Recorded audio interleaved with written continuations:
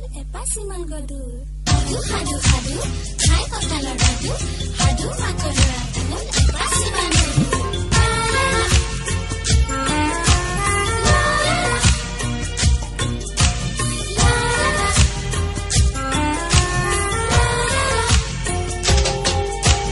বাঁহৰ মূঢ়া বগৰীৰ গুড়া এটা যে আছিল বুঢ়া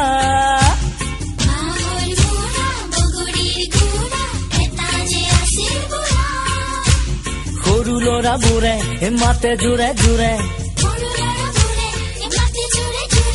কলৈ যোৱা তলৌ খুৰা